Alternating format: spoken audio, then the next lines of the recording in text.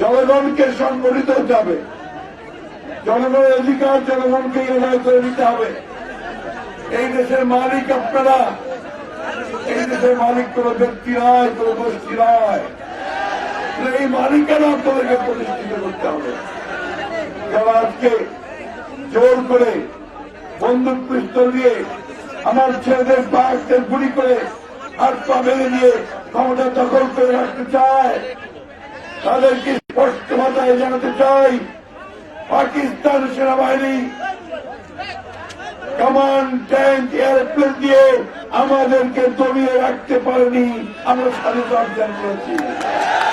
আজকে তোমরা যদি সেইভাবে এই বন্দুক পিস্তল দিয়ে গুলি করে আমার ছেলেদের পা ভেঙে দিয়ে আমাদের তাদেরকে পঙ্গু করে দিয়ে তাদেরকে হত্যা করে তাদেরকে অন্ধ করে যদি মনে করো যে তোমরা চিরদিন এই দেশ শাসন করবে, তা তোমরা কোনদিন পারবে না, পারবে না, পারবে না। মানুষ জেগে উঠেছে, টেকনাফ থেকে তেতুলিয়া পর্যন্ত মানুষ আজকে একটি মাত্র আওয়াজ দিচ্ছে, এক দফা এক দাবি, হাসিনা তুই কবে যাবি, একটি মাত্র দাবি। এখন এই সরকারকে আমরা চাই না, পরিবর্তন চাই। 10 বছর ধরে অনেক অত্যাচার করেছ, নির্যাতন করেছ,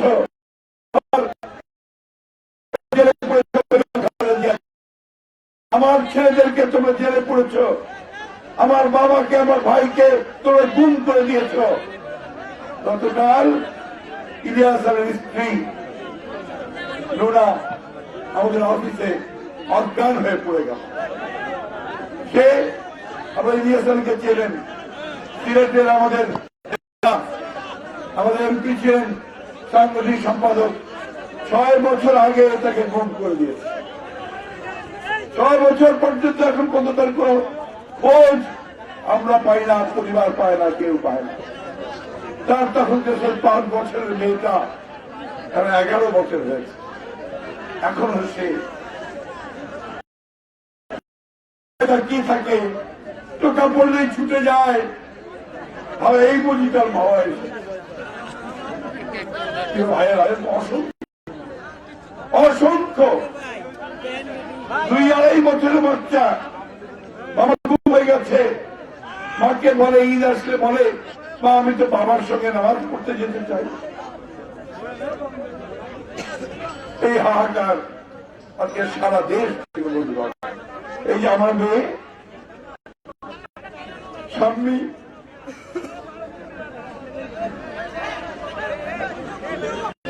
কোন কথা বলেছে, কার জন্য?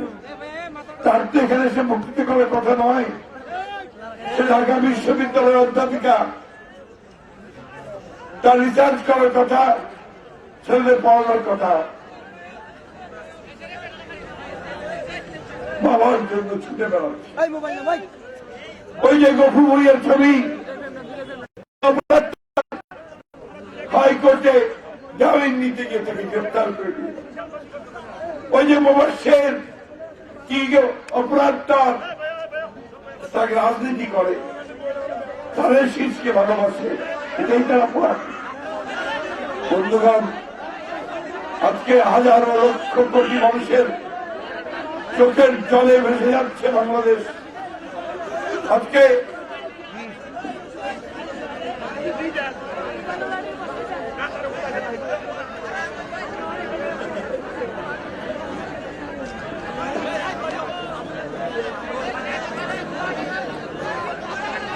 আপনাদের ভাইরা, আমাদের ছোট ছোট ছেলেরা সামনে দাঁড়িয়ে আছে, এদের মধ্যে অনেক ছেলে ঢাকাতে এখন রিক্সা চালায়। এখানে মামলা হয়েছে, পালিয়ে ঢাকা চলে গেছে, হকারি করে। একটি আমাদের স্বাধীনতার আশা আকাঙ্ক্ষা কি এটাই? আমরা এটাই চেয়েছিলাম, এটাই আমাদের স্বপ্ন। সমস্ত স্বপ্নকে ভেঙে চুরমার করে খান খান করে দিয়েছে এই আওয়ামী লীগ।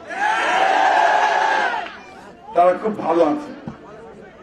হুমকি দিয়ে বলে 27 তারিখ থেকে লাঙ্গলকোটে আর এই কুমিল্লা 10-এ কোন বিএনপি থাকবে না। আপনি কি, আপনি কে? আপনি কি জমিদার, রাজা? আপনি এই কথা বলার কে? এই মাটি আমাদের, এই দেশ আমাদের। এখানে দেবে শীষে আপনাকে বিচারিত করবে।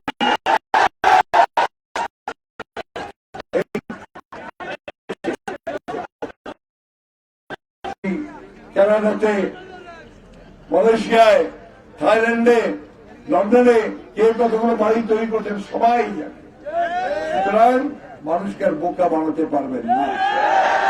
আমরা এই আন্দোলন করছি, লড়াই করছি, এই নির্বাচনে গেছি একটি মাত্র কারণ, আমরা গণতন্ত্রের মুক্তি চাই, মানুষের মুক্তি চাই। আমরা আর এই নব্য স্বৈরাচারীর হাতে দেশকে ধ্বংস হতে দিতে পারি না বন্ধু। আমরা আমাদের ইশতেহারে বলেছি, গণফ্রন্টের ইশতেহারে বলেছি, বিএনপি ইশতেহারে বলেছি আমরা যে আমরা গণতন্ত্রকে প্রতিষ্ঠিত করতে চাই, মানুষের অধিকার প্রতিষ্ঠা করতে চাই। আর যুবক শ্রেণীর জন্য আমরা নতুন নতুন কাজ তৈরি করতে চাই, যাতে তারা কাজ করতে পারে। এবং যতদিন না কাজ বেকার ভাতা দেওয়ার সিদ্ধান্ত আমরা নিয়েছি। আমরা সাধারণ মানুষের চিকিৎসার জন্য ব্যবস্থা আমরা করেছি, সরকারে যাই আমাদের তাই করবো। আমরা কৃষক ভাইদের জন্য আওয়ামী সরকার বলেছিল, মনে আছে আপনাদের, যে বিনা পয়সায় সার দেবে বলেছিল না? আর 1200 টাকা ইউরিয়ার দাম, তাই না? আমার সারের দাম কমিয়ে আনবো। 10 টাকা কেজি চাল খাবে বলেছিল, এখন কত 40 টাকার উপরে না? বলতে চাই বন্ধুগণ, আমরা এই অবস্থা থেকে আমরা ভালো অবস্থায় নিয়ে আসার চেষ্টা করি। এখানে পুলিশ কর্মকর্তারা এই নাঙ্গলকোট এইসব এলাকায় পুলিশ কর্মকর্তারা অন্যায় অত্যাচার করছে, নির্যাতন করছে, গুলি করে পায়ের মধ্যে গুলি করে দিচ্ছে। একই অফিসারকে বারবার এখানে নিয়ে আসা হচ্ছে। আমরা নির্বাচন কমিশনকে বলছি, এই মঞ্চ থেকে অবিলম্বে তাকে প্রত্যাহার করা হোক। নাঙ্গলকোটের ওসি নজরুল হক, তাকে এই মুহূর্তে প্রত্যাহার করা হোক। তা না হলে এখানে কোন সুষ্ঠু নির্বাচন হবে না, জনগণ তা মেনে নেবে না।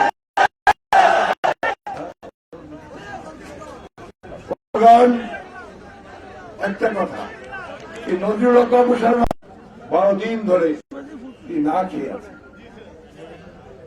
কেন? যে তাকে তার কর্মীদের সঙ্গে, নেতাদের সঙ্গে দেখা করতে হবে। তাকে নির্বাচনের প্রার্থী হয়েছেন, তাকে নির্বাচনে কাজ করার কোন সুযোগ দেওয়া হয় না। আমি মনিরুদ্দিন সাহেবকে আজকে এই মঞ্চ থেকে আহ্বান জানাতে চাই, আপনি কার কাছে জানাবেন? কাছে মহল দিয়ে দিয়েছে, আমরা কিছু শুনতে পাই না, বদিন মধ্যে কোন দয়া মায়া বলতে কিছু নেই, মানুষের জন্য তাদের মন কাঁদে না। সুতরাং এই রাখো জনতা, আপনার কাছে অনুরোধ জানাচ্ছে আজকে যে আপনি দয়া, যে মানুষ চায় যে তুমি সুস্থ অবস্থায় বেরিয়ে আসো, নেতৃত্ব দাও। তাকে বললেন তোমার বলবে আলমগীর তুমি কাদের দিকে এসেছিলে, এই কথা বলতে এইভাবে অনশন করে নিজেকে ধ্বংস করে নয়, সুস্থ থেকে লড়াই করে সংগ্রাম করে এদেরকে পরাজিত করতে হবে। সেখানেই তোমার বিজয়। কথা বলেছি, এখন আর কথার সময় নয়, কাজের সময়। ঘরে ঘরে যান, ঘরে ঘরে গিয়ে এই ধানের শীষে ভোট চান, মা বন্ধুর কাছে যান। আর এই ধানের শীষ আমি মনিরুল হকের চৌধুরীর হাতে তুলে দিচ্ছি। ধানের শীষটি আপনাদের কাছে যাচ্ছে, তাকে জয়ী করবেন, তার পিতাকে জয়ী করবেন, বেগম জিয়াকে জয়ী করবেন, দেশের মানুষকে জয়ী করবেন। আমি আমার সঙ্গে একটু স্লোগান দেবেন, আপনারা স্লোগান দেবেন। ভোট দিবেন কিসে? ভোট দিবেন কিসে? মুক্তি চাই,